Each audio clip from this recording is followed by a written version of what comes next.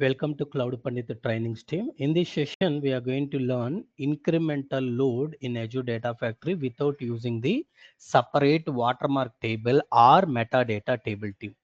This design pattern is simple, beginner friendly, and very commonly used in real-time projects when data volume is moderate. And a reliable watermark column is available. So these are the two conditions. In this video, we will learn incremental load without watermark table team. So the tool we are going to use is Azure Data Factory. Source is Azure SQL database. Sync is also going to be another Azure SQL database. So our goal is to load only new or updated record this particular source SQL database, and we are going to copy them into the target incrementally without maintaining a separate control or watermark or metadata table. People will call that table as a control table, metadata table, or watermark table, but we are not going to use any such tables to achieve this particular incremental load team.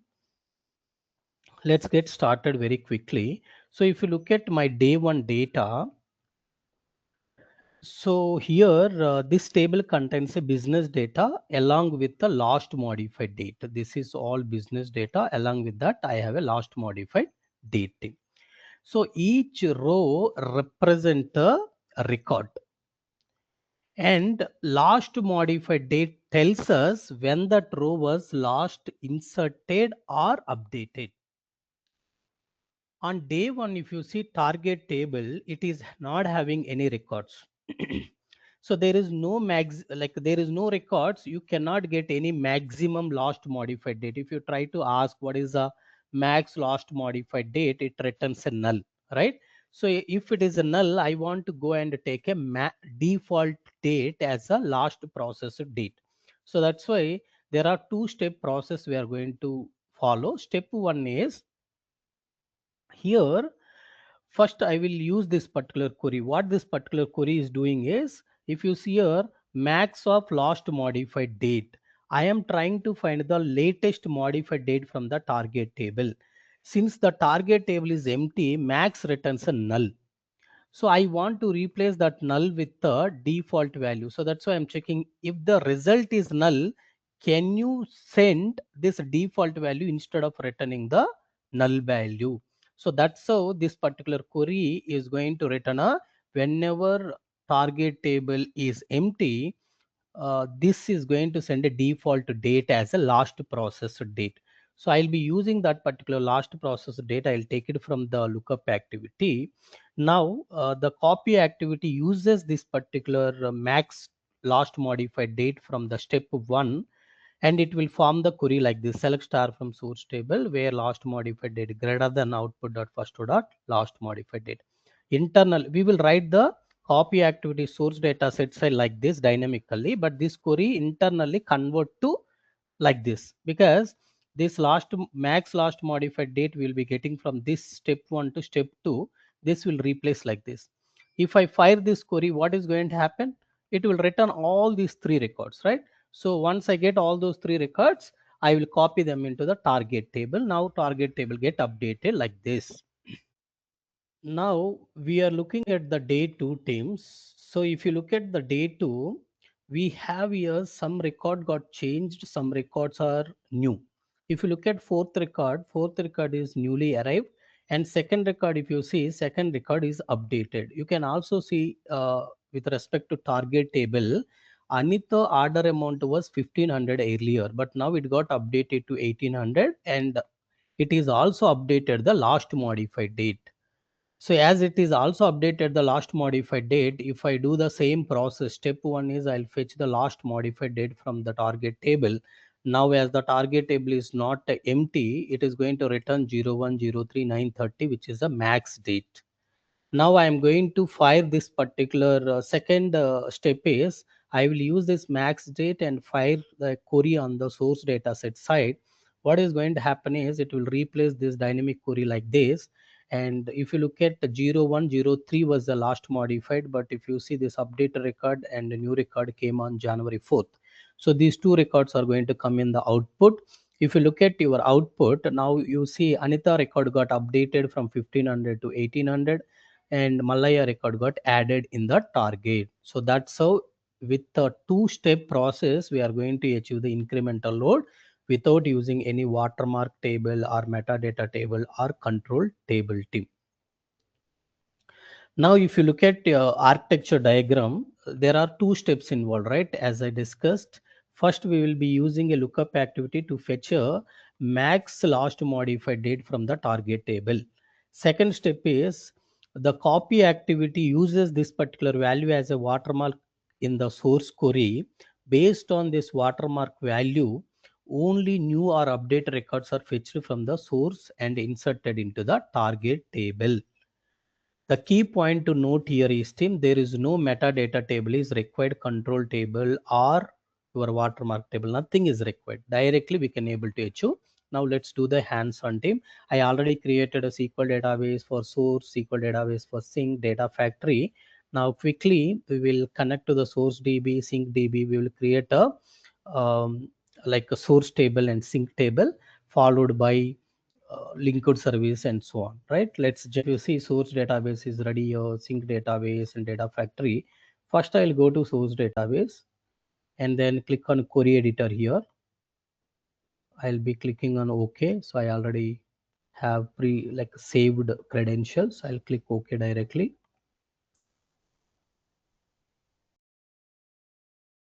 So here I need to fire my source query, right? So this is my source orders table, which has order ID, customer name, order amount, last modified date. I'm inserting 3 records. So this is what we need to do at the source side. Let me just run this. It is done. Now come to syncs. Yeah, you can also refresh it here and we can also query this table to see whether all these records are available or not available. We can see here 1, 2, 3 records are available here. Come to sync, go to resource, click on query editor, click OK. So if we have this kind of problem, it could be the reason is server firewall we need to enable. So let me quickly verify. Yes, server firewall we have not enabled. So allowing Azure services my IP, save it.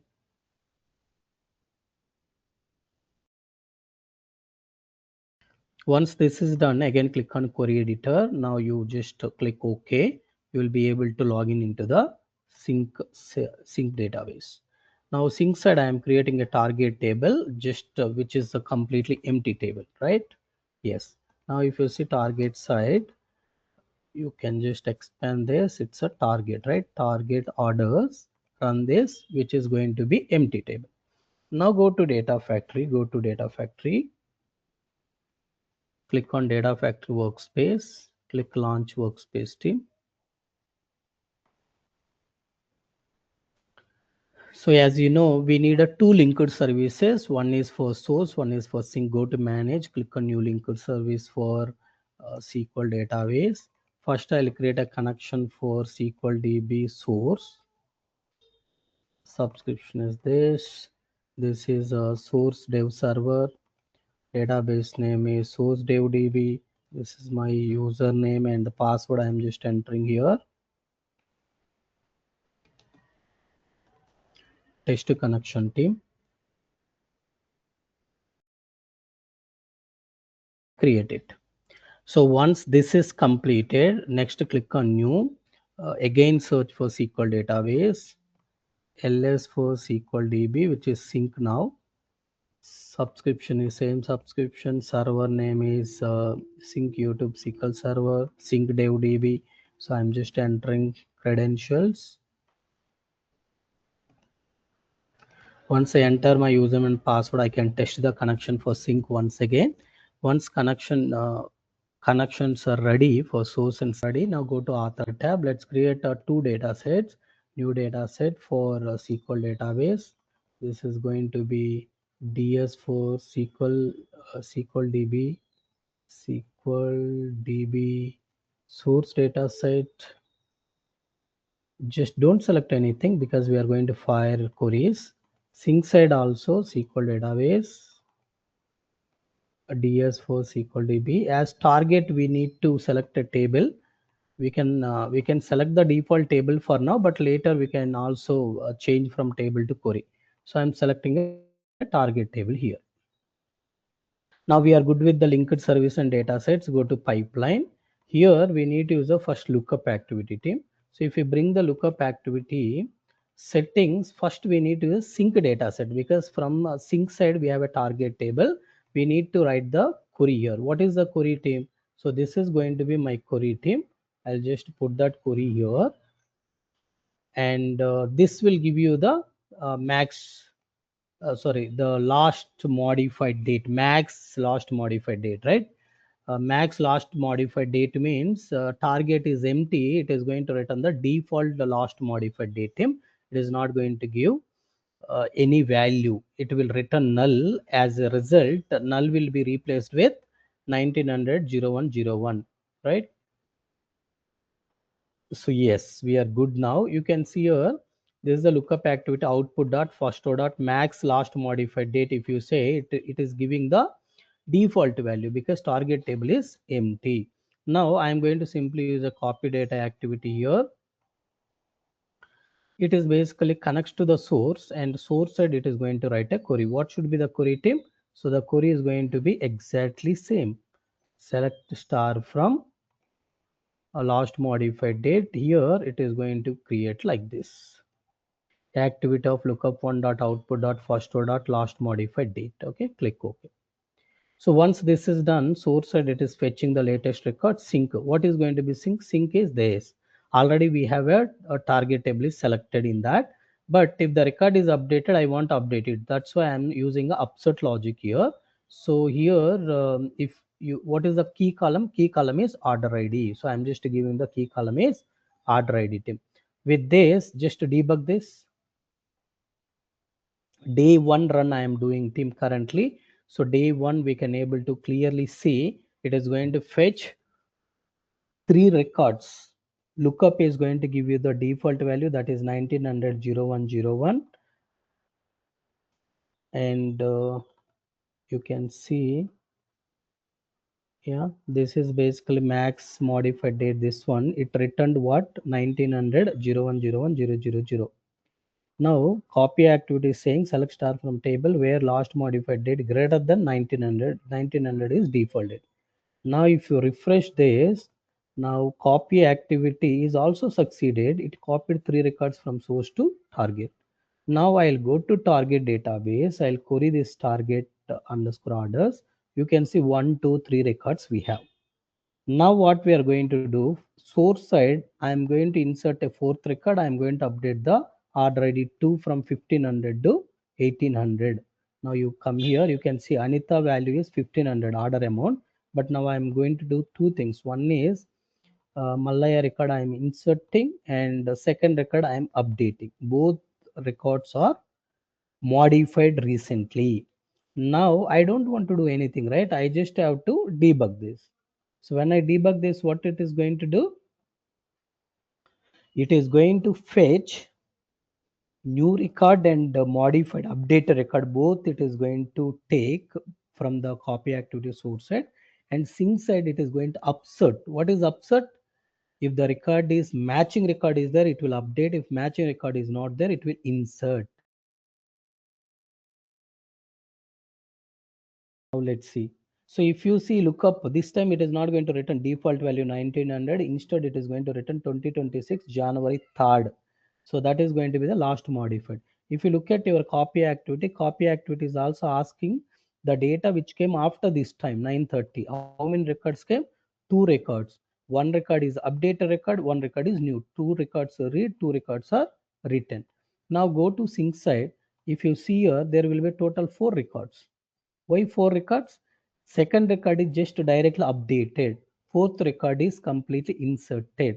I think this is a wonderful concept, team. You must have to go through and practice well.